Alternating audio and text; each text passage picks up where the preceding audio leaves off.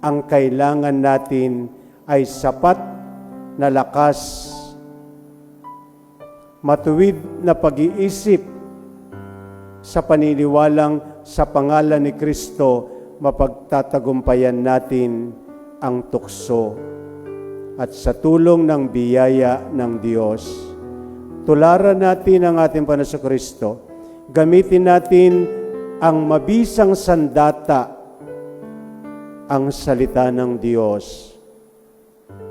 Gamitin natin ang pananalangin, ang pag-aayuno, ang pagkakawanggawa, at makakaasa tayo.